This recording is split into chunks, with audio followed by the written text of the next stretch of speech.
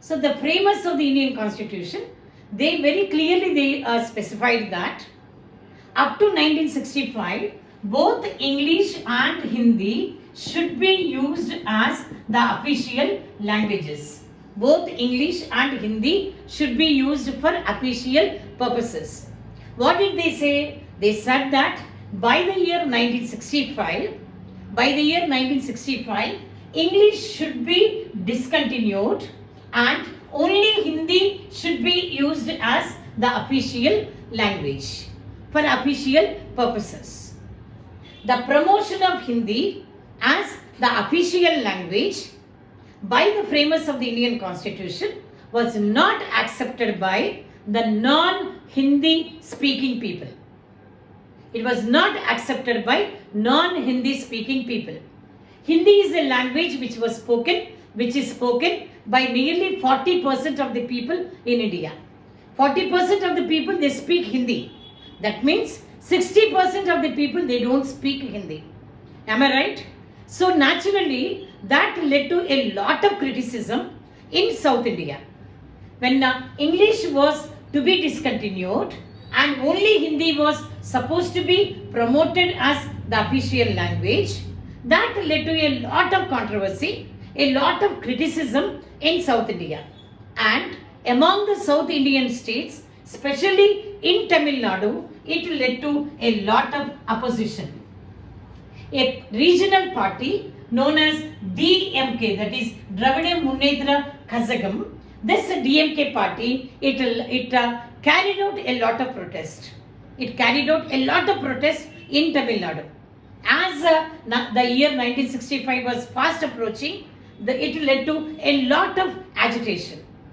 And here the leaders of the Indian government, they had shown their wisdom, they had shown their intelligence and shrewdness, and in a very, very diplomatic manner, in a very, very amicable manner, they had come out with a solution, and they said that both English and Hindi should be continued as the official languages. It is not Hindi alone. Both English and Hindi should be allowed for official purposes in the administrative offices. This is what is decided. This decision of the leaders at the center made India not to become one more Sri Lanka. Had the leaders not acted in a proper manner, had the leaders not acted in a wise manner, India would have certainly become one more Sri Lanka. So today the government of India, it follows a policy of promoting Hindi. It promotes Hindi. That is the reason we come across Dakshina Hindi Prachara Sabha, which is very, very active, which strives very hard for the promotion of Hindi in South Indian states. Hindi is promoted by the government.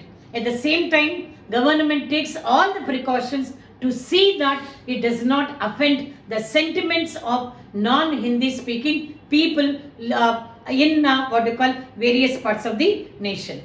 Right? Today, what is the status of the languages?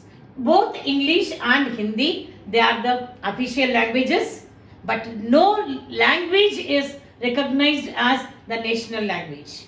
No language is given the status of a national language.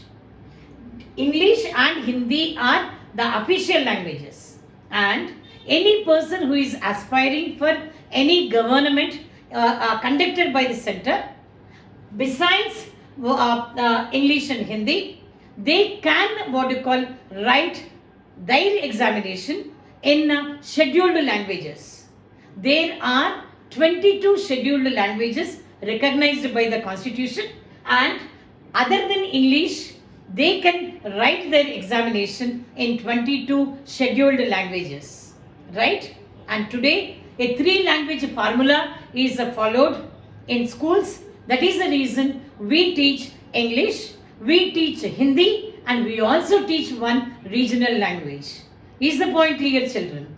Okay, so let me recapitulate. What do you understand by the challenge, that is the language policy? According to the Constitution of India, by the year 1965, English should be discontinued as the official language and only Hindi should be continued as the official language. This decision was not accepted by the non-Hindi speaking people residing in South India, especially in Tamil Nadu. In Tamil Nadu, it led to a wide spread resentment and DMK led the movement. And when it was taking a violent turn, the leaders of the government at the center, they had decided to put a check to this issue in a very amicable manner, and they gave their nod for the continuation of both English and Hindi as the official languages. Today, the government of India follows a policy of promoting Hindi, but at the same time, it takes all the precautions to see that the sentiments of non-Hindi speaking people are not offended. Right? Now, other than English, 22 languages are recognized as scheduled languages, and if any person is willing to give his test by the examination which is conducted by the central government, he can select English or he can select any language which is recognized as the scheduled languages. Is the point clear, children? Now, let us take the third major challenge, that is the center-state relations. What is that, children? The third major challenge which was faced by Indian Federation was the center-state relations. Okay. Now, however, when we talk about the center-state relations, this is a comparative study. In the earlier years, almost up to 1990, the relations between the central government and state government were not at all cordial. They were not at all healthy. Right? The relations between the central government and state governments until the year 1990 were very, very strained. They were not at all cordial. They were not at all healthy and good relation. What was the reason for this strained relation between the central government and state government? The reason was, for example, if a government was ruling at the center and if a rival party is ruling at the state level, the central government used to dismiss the state governments in an arbitrary manner. I give you best example, children. Assume that, for example, today at the center, Modi government is ruling. Am I right? At Telangana, KCR government is ruling. Right? And if the conditions were before 1990, for some lame excuse or the other, the central government used to dismiss the rival party, that is KCR party, in an arbitrary manner. Got the point clear? And because of this, nearly more than 90 state governments were dismissed by the central government before 1990. When Andhra Pradesh, when Telangana was not yet formed, when Andhra Pradesh was ruled by the senior N.T. Ramarao, it was dismissed by the government, Congress party government at the center, for some excuse, lame excuse or the other.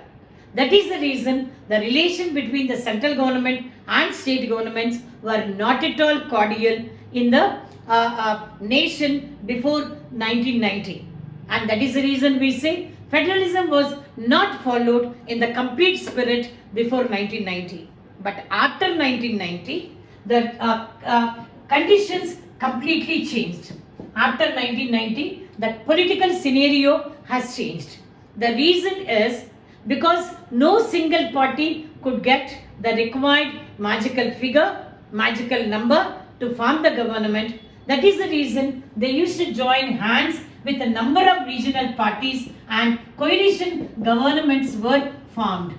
So that after 1990 until the very recent what you call formation of Modi's government, whether it is NDA government or UPA governments, they were the coalition governments. So the government at the center, it could never undermine the importance of a regional party ruling at the state level, because if it wanted power at the center level, it had to join hands with the local party or the regional party or the state party, right? And that is one reason why the relations after 1990 between the center and state are cordial. That is one reason.